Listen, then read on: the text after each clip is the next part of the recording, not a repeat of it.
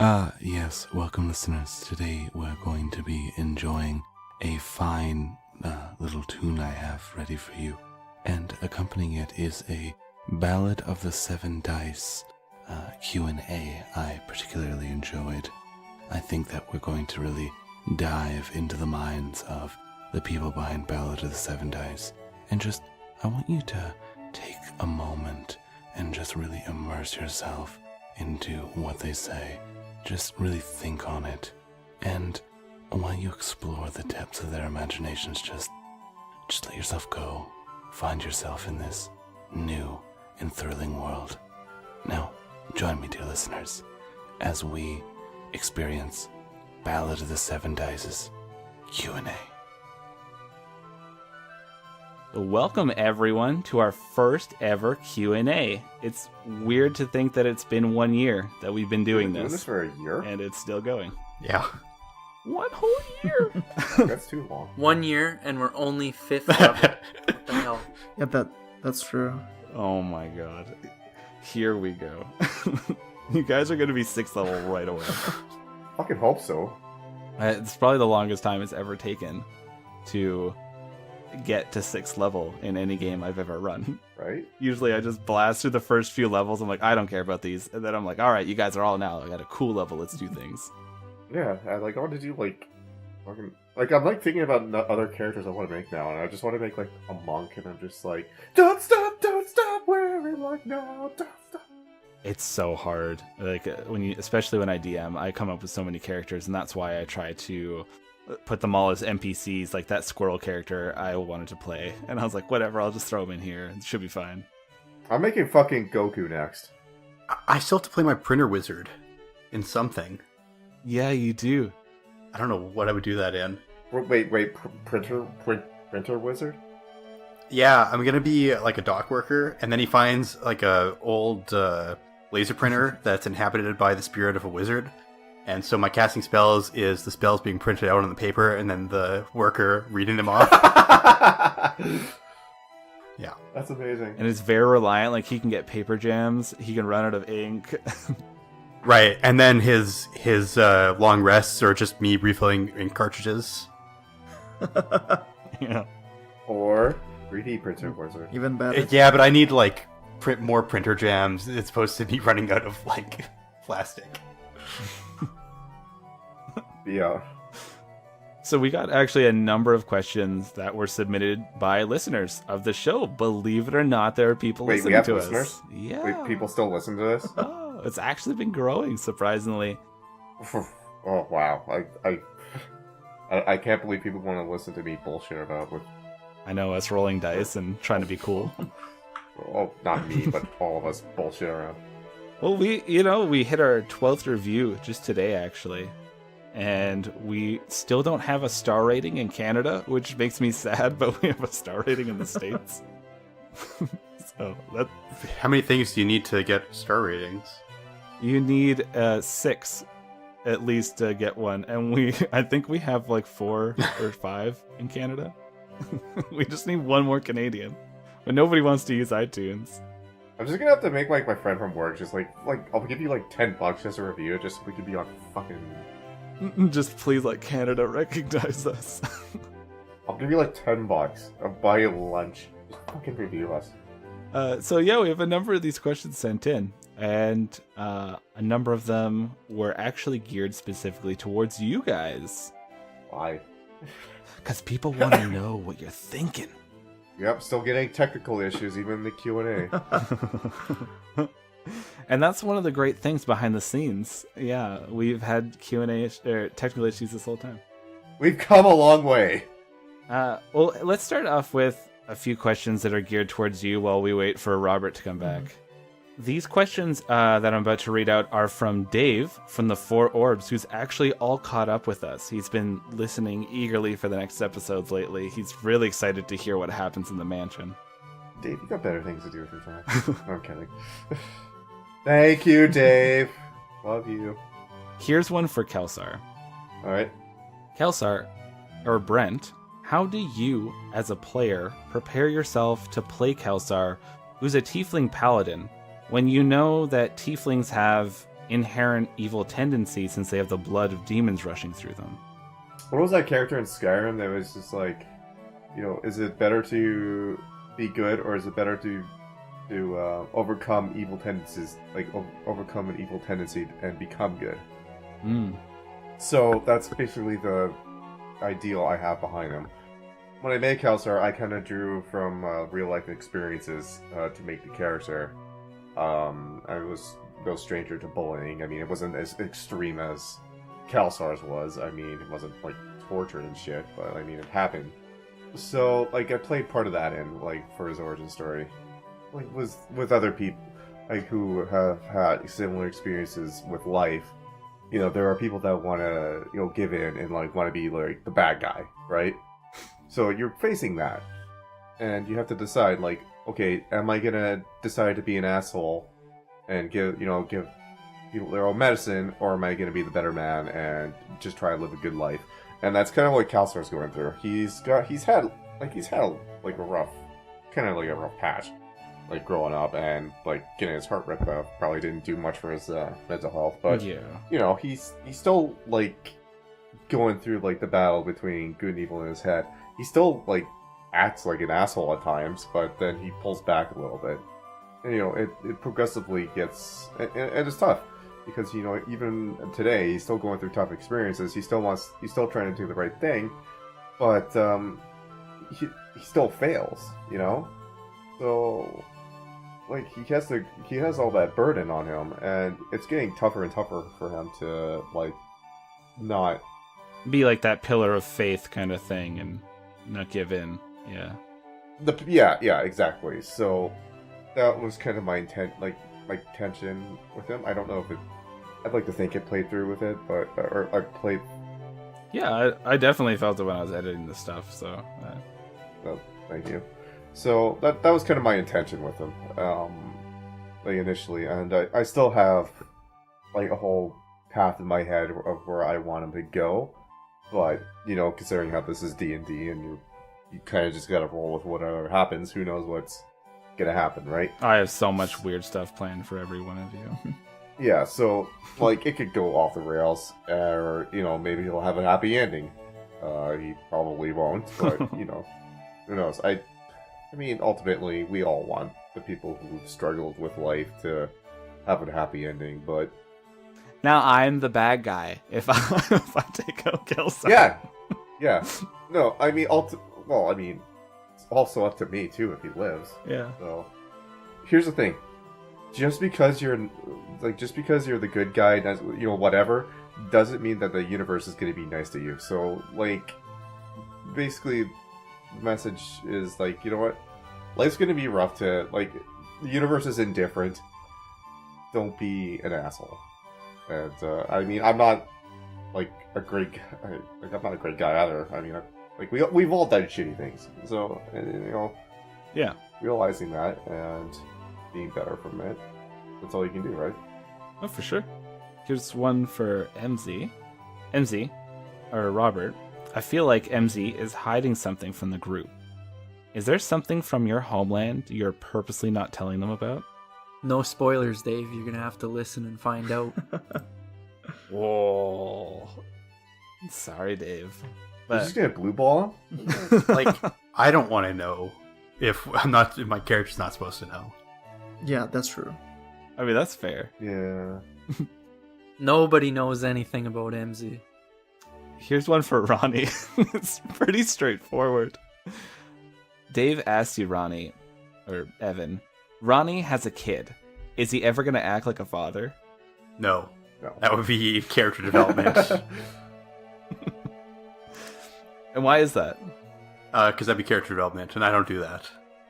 that sounds like work. Because he's probably, like, you knew that kid for, 4 hours? Oh, I think it was 2 days, but yeah, it wasn't very long. Yeah, I mean, that's, less time than Steve. That's he knew that squirrel for, half as long. That's Squirrel's fair. like a brother to me. Is this going out before the squirrel? Oh, Yeah, okay. That's okay. Oh shoot. That's fine. Stay tuned. People will just be anticipating the squirrel. You're like, what the fuck are you talking about? You nut. Bordon, there's 2 messages for you. One's coming through as all just binary, but we managed to translate it. And there's a message from a character saying, Bordon, I'm coming for you. I don't know what that's about, but I think that somehow Dave from Forbes might be involved in that. And Are these all questions from Dave? Like, did anyone else? I think he had a one for each of us sort of thing. yeah, he had one for each of you guys. Yeah, and the other one is, would you rely on your new friends to actually help you save your kingdom and your things your issues at home? Oh, I hope not. Because you guys have gone places and it hasn't always worked out. I mean, all but one. That's I'm probably the most consistently. insane. Yeah. No, but like I know. I'm barely taking any fucking damage. I'm doing fucking great, dudes. Yeah, you're not helping the group at all, but yeah. I mean, I could. I don't know if I need a mid shield. Maybe Ronnie would be extremely helpful. But but I mean, They just keep missing him. I mean, probably I would. It depends on like when we actually get to that point, for me to return to my dimension. That like how I don't know, like how I'm interacting with like the entire group. But I would say yes, ish. Okay. Yeah, I guess. Here's one from Michelle, my lovely wife. She asked, would anyone else be interested in DMing future games or one-shots? I'm kind of writing something. I am writing something, but Yeah. I don't want to give away anything either. So we're in talks about that. But we'll see what happens. Would any of you guys be interested in ever running like a one-shot, like how we do for the Patreon sometimes? I'd like to. See how our live game goes. Yeah. I used to DM, but like not in English. So yeah. Well, you just DM, and we'll all just desperately try to translate everything you say. You have to know Portuguese Yeah, to I'm play this sorry. game. If you don't, you're We'll all be on the fucking dead. receiving end of what you deal with every day. So Yeah. It's like, now you know what? This is Umberto's like long-term revenge for us. He's just like, now you know what it's like, you fucks. yeah. How about you, Robert? Would you ever be interested in DMing a one-shot? I have tried to DM a few times, and I find that I'm just not very good at it. So, if I do DM, I think I would. I wouldn't want to record it just because it would be pretty tough to listen to, I think. that makes sense. It's not the easiest thing to do this while we're all recording. It's Well, I gotta make use of like all the shit I'm gonna be 3D printing anyway. So yeah, like, you're gonna go insane with that 3D printer. You're gonna be like, we're gonna find you. You're gonna be 4 feet tall with a giant beard, just like smelting in the back. yeah. How are you, lads? Right, what the fuck? Ah! We have a couple from Jeremy from the Midnight Kingdoms podcast. Hey, Jeremy. His question is, what's each of your favorite in-game moments? And if you listen, what's your favorite episode? Do you guys listen to the thing I pour all this time into? No. Like I'll be completely honest with you. No. I know you don't. I'm always like, fuck it, I'll watch it when I have time, and I'm just like, I have time. I just can't listen to my fucking voice. That's exactly my point. And my accent is so thick sometimes that I just can't. You can't understand yourself. Your accent's too thick. Yeah, but like, yeah, no. I'm a fucking actor. I have to listen to this and be like, oh my god, this is fucking terrible. Well, to be fair, the whole thing's improvised, like the entire way through. We're like coming up with this stuff. And you still gotta like emote. You do. Yeah, but not just that. Like, you gotta understand what the fuck's going on. There's a lot to acting than just reading lines. Yeah. But as far as like in-game moments, you guys, you're the ones who played this game, so. One of my favorites was Robert just immediately solving your haunted house puzzle when you had some big fucking battle planned. What was the puzzle again? I don't even remember right now. Yeah. and then it just goes down, and the house just goes. Oh yeah, on the Halloween special. Yeah, you just crashed my house. I forgot about that. I think my favorite my favorite moment is the fucking Christmas one. Oh, I love that. Yeah. That was just so stupid, and freaking Ronnie as a yak back, that was just brilliant. And like, I just lost my shit when I. You laughed so hard, you barely breathed. You were dying. Oh. I know, it was just dumb, because, like, I'm picturing it in my head, Ronnie as a yak back. I'm picturing, like, this golden yak back. You gotta, like, it's just dumb. I love it. Yeah. How about you, Umberto? I really do not know. I really liked the mansion one. Oh, yeah. Yeah, I think that one was pretty good. There was like the other one was like the one with the map. Oh, yeah, with Opus? Yeah, with Opus. I mean, not Opus at all, because like his dark aura. You were scared of him? Yeah, I mean, I'm not scared. I'm concerned about the You're just cautious. I'm concerned about the group safety. You were a concerned parent. Exactly. Yeah. Just because he uses dark magic, He was like racist. using his blood. He wasn't to- evil. No, like he was pouring blood onto enemies and then putting that blood back into his body. Ow! He was bleeding everywhere. He was human. How about you, Robert? Did you have any favorite in-game moments? I would say it was right at the beginning, when we were in what was the town called again? Geldspear or Geldspar? Yeah. And Ronnie got himself a Roby named Steve. It was basically at that moment that I realized what kind of character he's playing, and it just hasn't failed to disappoint as we've gone along. Yeah, that he's been very consistent on that one. Yeah. Ronnie never fails to let me down. Okay, here's another one from Jeremy. Jeremy asks, how did you all meet? I think it's all through me, huh? Yes. Yeah. Yeah. Yeah, I mean, technically, me and Humberto also work together, Wow. but I just never talked to him for like Yeah. 2 years. And technically, I met you through my ex. So Yeah. Yeah, I think like when I wanted to do this podcast, I essentially did I gathered everyone. We had a small game going with Robert, Umberto, and Brent, and then I asked Evan, and he just pretty much was like, yeah, sure, let's do this. And I was like, oh, cool, sweet. I think it was because we were so fucking bored. It was that summer that like he was there, and we had nothing to fucking do. Oh, yeah. And so we just needed something. Was it that? Yeah. No, this. Oh man. Yeah, it was annoying. This guy we didn't like working with, but that job at the time, I had so much free time. Okay. Let's hope he doesn't listen to this. What drama? Just probably cut this part out there, Lucas, where we're shit talking to a guy, but He's just sitting there plotting. He's just plotting like, what you motherfuckers. I'm gonna beep out the name. yeah, that guy sucked. He's our biggest Patreon supporter.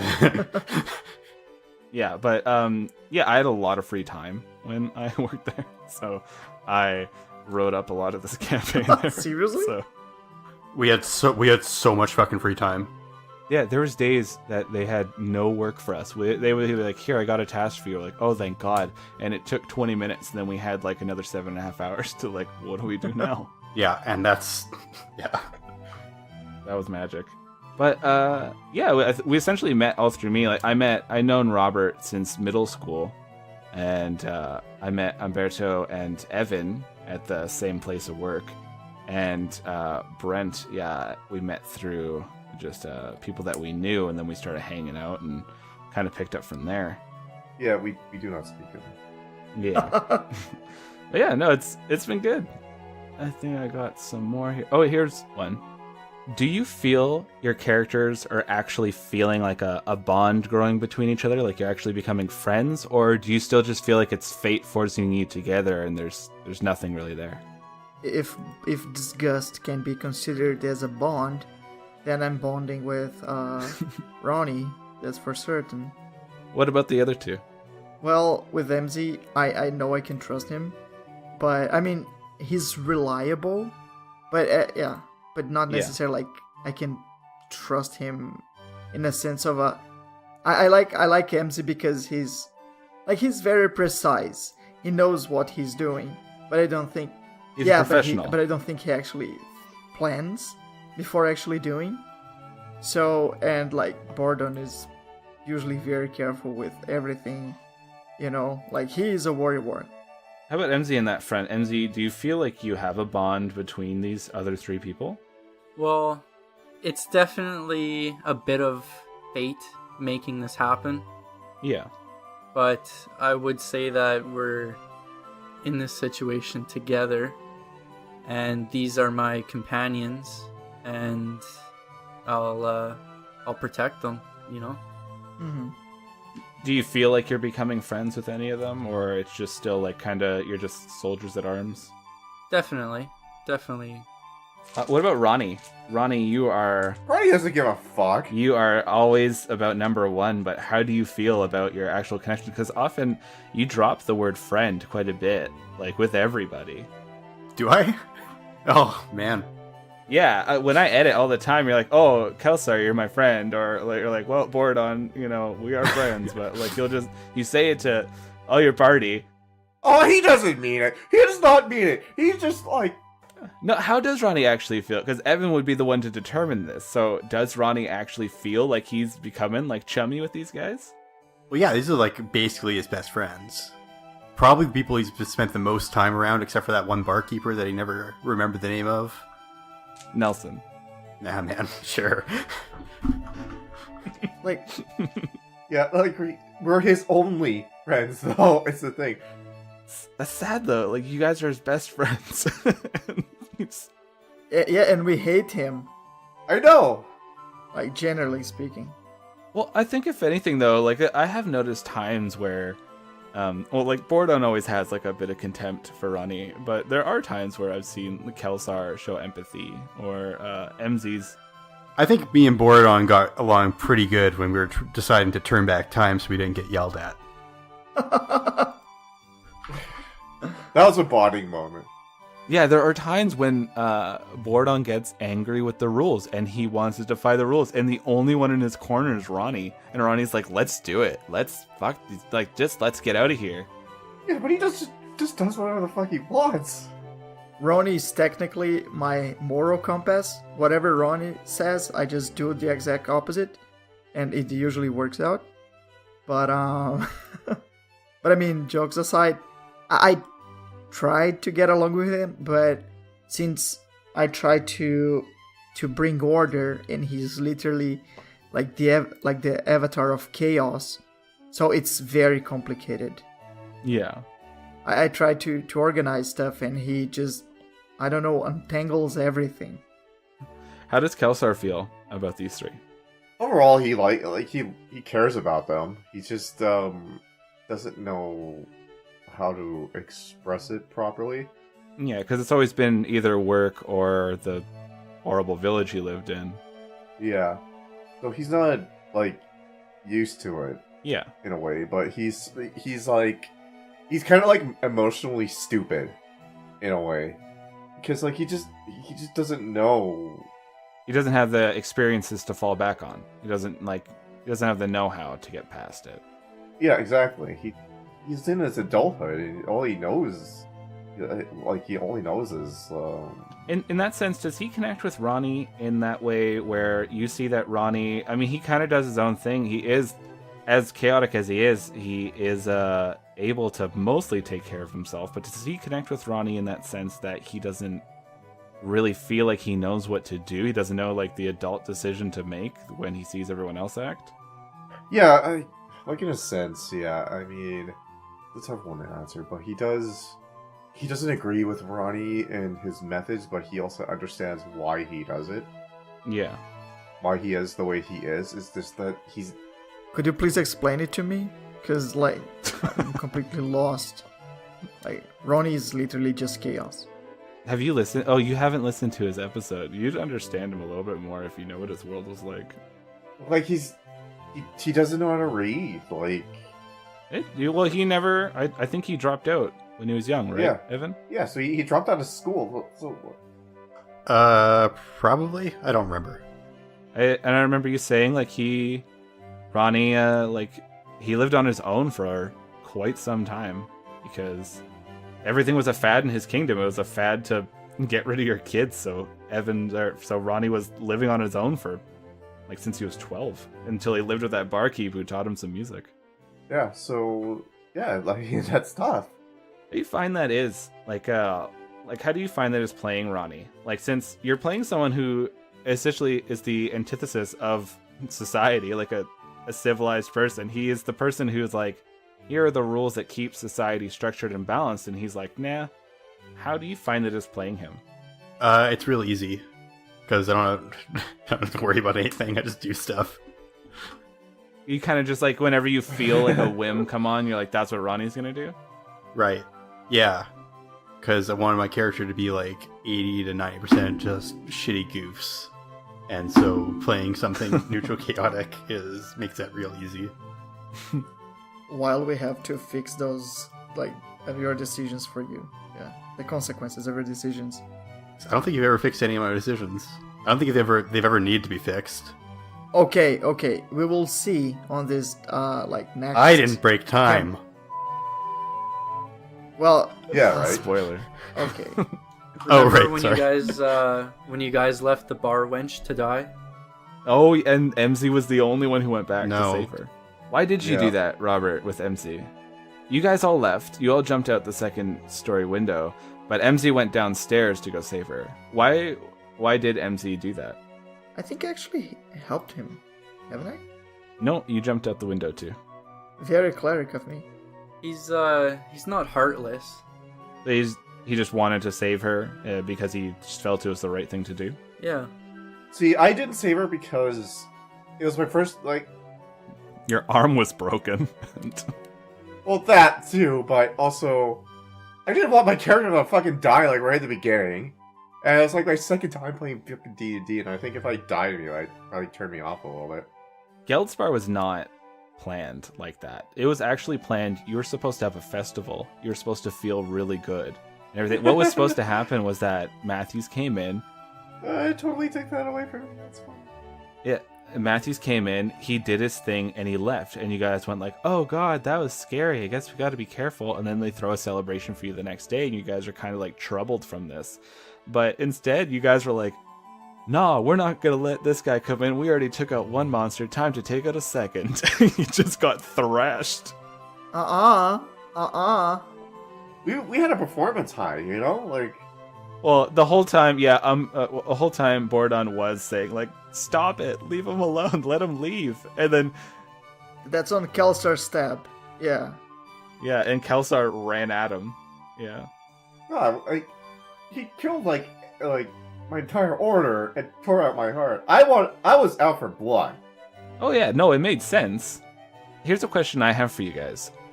What was the inspiration for each of your characters? I know we touched on it a bit with Kelsar, but for each of you, what helped me make this character?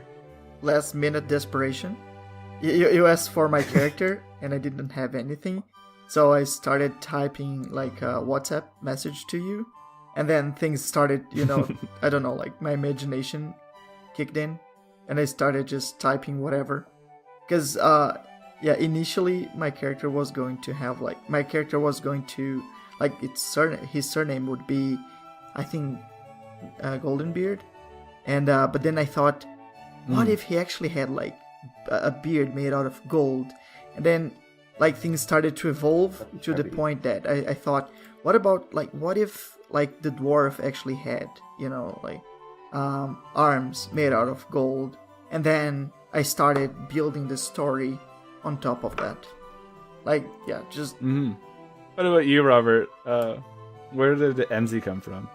Honestly, I don't really know.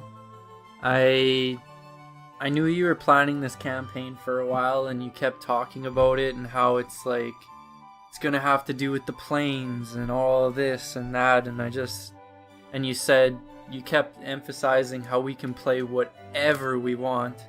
Mhm. So I just thought that if it had to do with the planes, then how cool would a Githyanki be? It is neat. It has come up already a few times where there's been like planar things coming in or issues that rise up, and MZ's the one who actually has knowledge on this stuff. Like it was a part of his everyday life. Yeah. And what about Ronnie? You said it was going to be a serious game, and then I Yeah. made the least serious thing I could make. Let's see, okay, lounge singers are funny, inherently, and I was listening to a whole lot of Alex Cameron, who had, I guess, actually does, in general, just like a character of a shitty guy with a bar band who's just garbage at everything. And so I thought that would be a dumb thing to do. And I don't know. I just wanted to goof around. Yeah, that makes sense. Yeah, you're goofing around with the campaign. Yeah, thank you. Yeah. Yeah, appreciate that. What do you guys think of this campaign? Oh, I'm having a blast. It is pretty good. Like I'm having a lot of fun. I want to use I want to use like my time magic a little bit more without people actually judging me every time. Oh, you definitely got the see, the thing is, Lucas, I love it every time you bust out your time magic, but then I have to roleplay these characters you interact with who would normally be like, no, don't rip apart time. And meanwhile, I'm like, oh, but do it. But then I gotta go, no, don't. It's like Lucy from fucking Disenchanted. Like, do it, do it, do it, do it, do it, do it, do it, do it, do it, do it, do it. I always want you guys to use your powers. I love it when you come up with weird things. That was the biggest thing I wanted from this campaign, because I like D&D and I like the rules that they set up. But I was like, what if everyone could just make just the weirdest abilities happen, or the weirdest powers, and just make their own unique stuff while they're building their characters? So then that was the main reason I wanted to give you guys these powers, to just blow stuff. Like Kelsar tries to light things on fire from a distance. Bordon tries to reverse time on a Bumble and made 2. MZ became like a blood vampire, and Ronnie tied 2 people's windpipes together with this weird chaotic energy. Like that's not stuff you normally would do with this game, but instead, like, we have these fun new options. Yeah, it's pretty fun. It's pretty different, like you said. Yeah. We have like way more freedom, right, than like a regular campaign, and that's pretty cool. Yeah. Right, so it's sort of like, yeah, like it's not like the same type of, I don't know, like D&D campaign where you have like, like the 4 heroes and they meet at the bar, and then there is like the town crier and he says something, so you adventurers, do you want to band together to go to place X or Y? I mean, I'm not saying that. It's like, who the fuck are these assholes? Like, I'm not saying it's like this kind of campaign is bad, like by all means, but if you're trying to make something original, I think like the PCs, they should have a little bit more freedom, right? And that's what is podcast and RPG is about, right? Is us Offering something new to the table. Yeah, exactly. Yeah, I felt like you guys have all done that really well. Like, when I first put it out there, I'm like, you guys could be whatever you wanted, make your own world. I'm gonna pull you from that and put you in Faerun. I didn't expect any of the stuff that you guys threw at me, and so I was like, okay, shit, all right, let's make these stories then. And I think that was one of the fun things, like dragging in Ronnie from like a cyberpunk world that was all built around magic, and like explaining why Ronnie was proficient in swords and shields was that, like, it was a fad at the time for everyone to use medieval weapons. There's still guns, but everyone was just using like crossbows and stuff because it was popular. Yeah, well, like having MZ on a Gith mind flare hunt, and I got to bring in like weird illicit abominations and stuff, and like mess around with an elder brain. That was fun. I didn't expect that at all. It was really good. Like everybody's having fun, which is great, and I really hope like the listeners are also having fun. The one thing I notice is that we might not have the most listeners in the world, but whenever we do get listeners, they go all in, which is really nice. It's fun Yeah. to see the responses from people when people are really enjoying the show. Quantity is not quality. There you go. Yeah, exactly. Was there any questions you guys had? You mean like to each other? To each other, to me, whatever. When are you gonna give us some magic items? I just gave you magic items. Yeah, that's true. Yeah, he gave us. Spoiler! Oh, was that the magic item? Was that? Yeah, were we supposed to get magic items at the end of the last episode? Yeah, he keeps saying, "Oh, I was gonna give you guys some magic items." I gave you a magic. I literally just gave you all magic items. No, I can actually say how many items, magic items that we have. One of them is the other one is my Frost Warhammer. The other one is like, and yeah, that's that. Okay, but I want more. Why do you have so many magic items? I don't have all the magic items. MZ has That's so boots good. of flying he has yet to use. Like, You do Oh. have them. Kelsar has a shield that actually catches arrows and like deflects them off him. Yeah, but like arrows haven't fired at me yet, so that I'm sure it will be soon. You guys were in a mansion, so. And Ronnie well, I won't say what he got recently, but before that, he got, a deck of illusions that he'll eventually pull out when he remembers. Well, I remember I had them. I realized, like, when I went back and listened to that episode, that I actually had like 40 cards and not 5. So I'm like, oh, maybe I should start using them. Yeah. Oh, yeah, you got a lot. But here's the thing. With him. He'll purposely go out of his way to make sure we get fucked over. And he doesn't know how to read, right? That's not true. They're pictures, Oh. right? So, but it's random. When he draws them, it's a random card, and then we roll for it. So it'll make like an illusion of a creature, and then he deals with it. But as for magic items, I have, it'll start ramping up more that you'll get cooler things as you progress. It's been different running a podcast compared to a regular game in that sense because I want a gun that shoots swords, and those swords explode into smaller swords.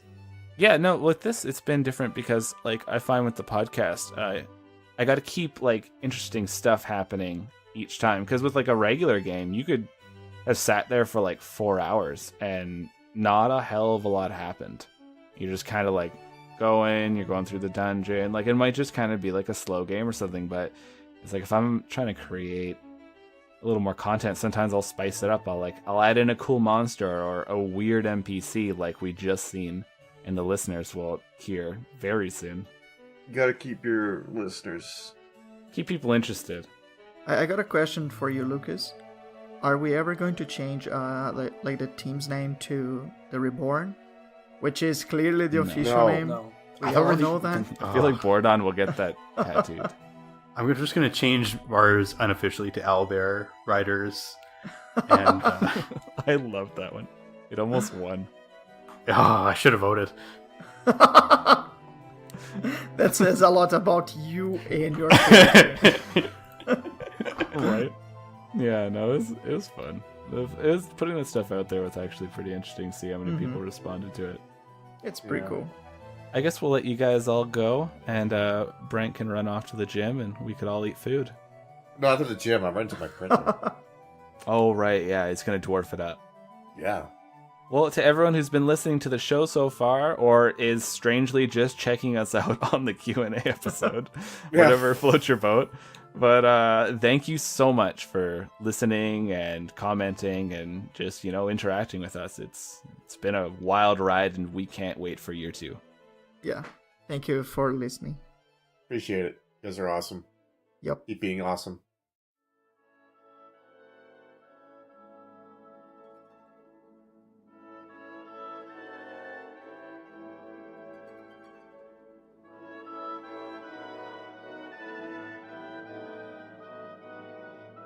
Just when you thought it was all done. Hey there, travelers. It's Lucas. So there were a few questions left over that were more just for me to answer, and I figured I'd let the guys go do their Friday thing and let them go live a little while I answered these super fun questions. Now, you're like, oh, so it's still Friday night for you. No, it's Sunday morning and I'm desperately trying to get this. Oh, nope, Sunday afternoon, and I'm very desperately trying to get this done for you guys on Monday. All right, so question 1. Who did the artwork for your podcast image? And 1A, what inspired the Triskelion logo that's on Death Shift's hands? That's from Jeremy from the Midnight Kingdoms podcast. Who did our artwork for our podcast image? That was Alyssa Fraser. You can find her on Twitter at Alyssa Mayart, and you can also find her at Instagram at Alyssa Mayart, and she posts all her stuff on there as well. Definitely fantastic artist. Loved working with her. She is fantastic. So if you're ever interested in commission or something like that, get some character artwork done, like our character artwork that we also recently got done. That was by her. So yeah, no, definitely check that out. The Triskelion logo, that was actually, it's the yellow sign. So if you are a little well versed in this Lovecraftian lore, the god Hastur, the outer god, he uses this yellow sign as kind of like a foretelling, like his coming, his arrival. And so that's what they have on the back of their hands. The players don't know, I don't think, and their characters definitely don't know, but that's essentially the symbol that I've been using. When I was younger, I loved The King in Yellow, the play, and I actually hunted all down on the internet to find a copy of it, as well as when we were younger, we played this campaign. I had this halfling rogue, Huckleberry Fool's Luck, and favorite character ever, Ring of Jumping, jumped everywhere, super great, but he actually ran in the adventure, the King in Yellow, where it's like these bards, they open up this crazy portal where this like Shoggoth comes through and you have to fight it. But when that happened, I was like, oh my god, I need to know more about this, and just did the huge deep delve. Yeah, that was a lot of fun. Question 2. This one comes from Dave from Four Orbs. Lucas, when are we going to see more of Ronnie's homeworld? Oh man, we are going to see more of Sidelindia. There is so much stuff that I want to pull in. When these guys each gave me this sort of like character world that they had crafted up, I knew that I wanted to pull these things in more after just the first episode. Originally, it wasn't intended. I wasn't going to bring in their stuff at all. It was just like the first episode, then kind of drag them on in, and we don't really see much of their world after that. But I just love what they offered, and I have to go back to it. So you will see more of Sidelindia.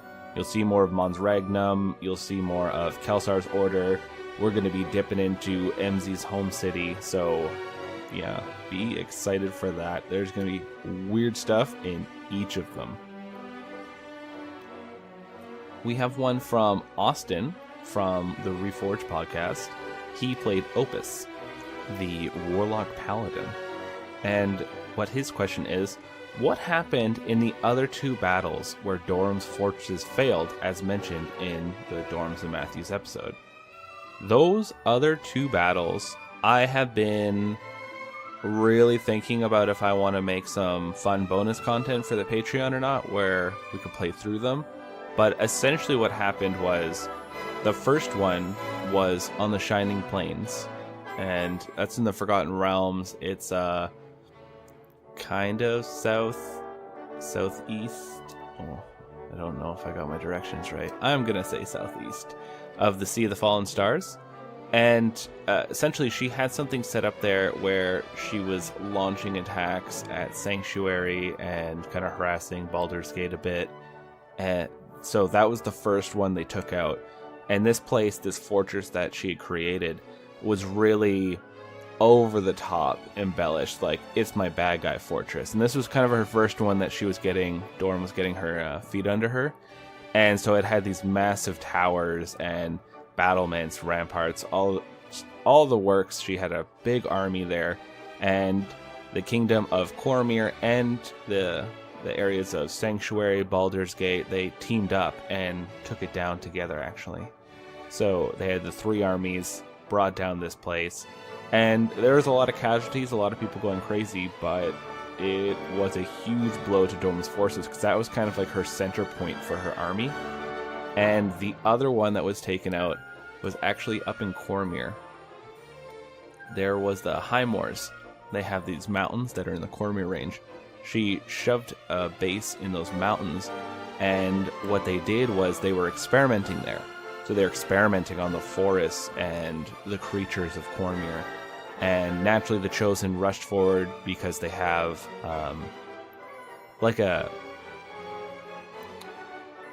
because they have an allegiance with Cormyr and Waterdeep and Baldur's Gate, and so they work in tandem.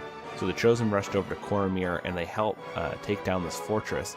Basically, a lot of it was some creepy scientists. And as a result, though, Cormyr is currently facing a lot of issues where these abominations are wandering their woods. There's actually one in particular called the Spore King that's going around and mutating parts of their woods, where they have to send in this flame brigade to burn these sections of the woods. Kind of think of it like Nazca Valley of the Winds, how they were like, oh, the forest is getting all destroyed and corrupted, we'll have to burn it because of the bugs. So that's what this thing's doing. It's going around and it's mutating the forest along with it. And any people or any creatures, mind you, that get caught up in these spores, they actually get turned into monsters that end up trying to affect other people. Kind of like in Last of Us. Wow, you're pulling from a lot of things, Lucas. It was completely unintentional, and I didn't realize it until I started talking to other people about this, and I was just, oh, that's cool. But hey, we get inspired by all sorts of things, right? So it's kind of the two fortresses that Dorm had, and her third is Arkham. So she only had 3 fortresses. There's Arkham, there was the one in the Shining Plains, and the one in Cormyr's Highmoors. The Highmoors was scientists, the Shining Plains was her big fortress, and Arkham, well, we're gonna see what Arkham's all about pretty soon.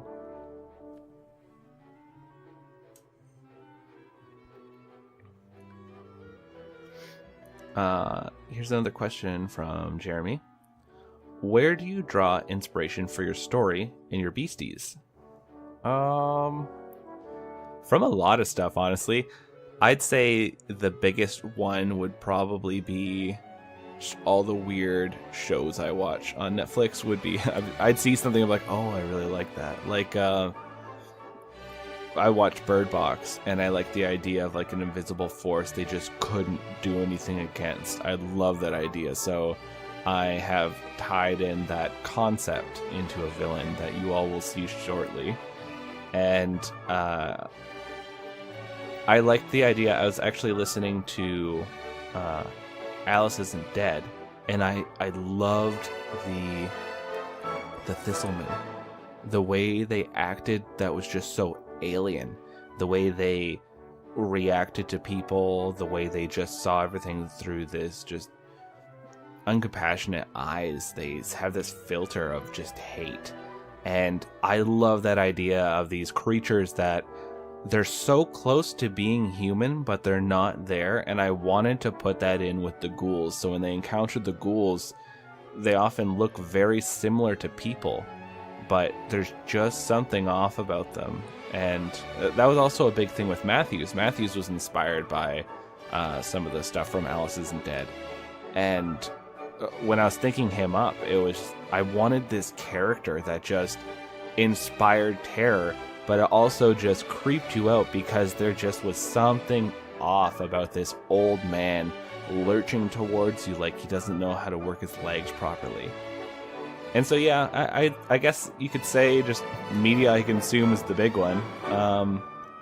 Then I like to think about just situations that would creep me out.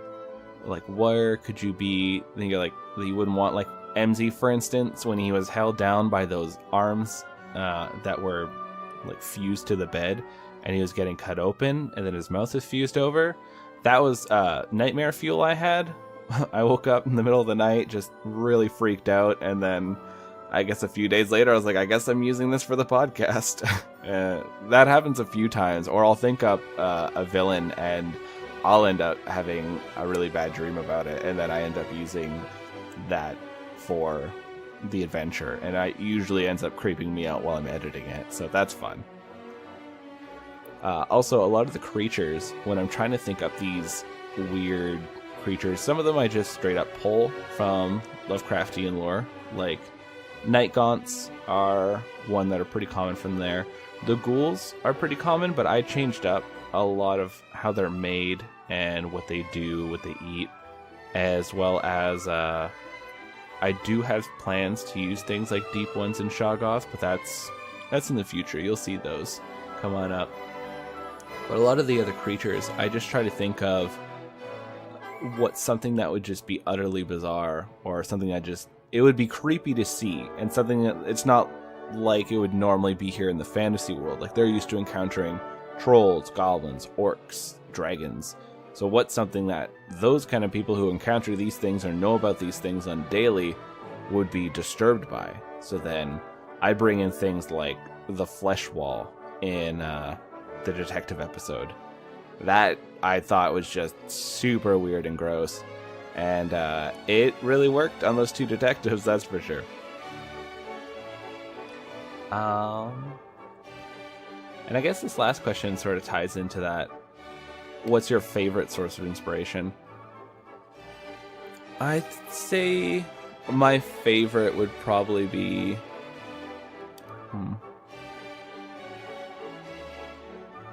It would probably be movies. Definitely movies, because you can watch TV shows and it'll have the long overgoing arc, and those are good, but I find I don't really want to copy those too much, because then, or like drag inspiration from them too much, because then I'll feel like it's just kind of mimicking it. But with movies, I feel like it usually focuses around a general concept, because they have such a short time frame to get this out there. And so I'll often take these concepts that I see in movies and be like, oh, that's a good idea, and just drag that off into a monster or an adventure or something like that. Strangely enough, music is not one of my inspirations for any kind of creative work. I love music, and often I'll listen to music and be like, oh, that music fits this scene perfectly, or oh, wow, this is really good for this scene. But I rarely, if ever, sit there, listen to a song, and say, I need to make something. I think it happened once. That was actually when I made that little that mini-sode for Dave for the Four Orbs about the guy who was writing his diary in the kingdom that was swallowed up by darkness. And I was listening to a song, and then it just kind of made me think about that. And I think that was probably one of the only times that ever music inspired me to write something or make something. But other than that, yeah, it's usually something I watch, or I'll listen to another podcast and think, oh, that's cool, and then probably try to incorporate something from that. So that's all the DM questions for me. I just wanted to say thank you again to everyone. I know we're a little bit different of a podcast, and sometimes there's some gross bits, and that is totally understandable if you got to skip ahead a little bit. But yeah, just thanks for checking us out. And we are so excited for what we're going to bring you this next year. And we have a ton of guests that are coming in, and you guys are going to hear from them actually just after this mansion arc. We have a lot of guests coming in a single episode, and I think you're really going to enjoy it. There's a lot of fun voices in there. And if you're ever curious about guesting, or you have more questions or anything, hell, maybe you just want to chat, you can go ahead and hit us up on Twitter. That's probably the easiest place to get a hold of us. I usually check it a couple times a day, so that is probably the best place to come at me and be like, hey, how's it going? Or, hey, I had a great idea. Or, oh, could I guest sometime on your podcast? And then we could try to hash out those details. But yeah, thank you so much for everything you've done, and I hope you continue listening. Well, I'm off.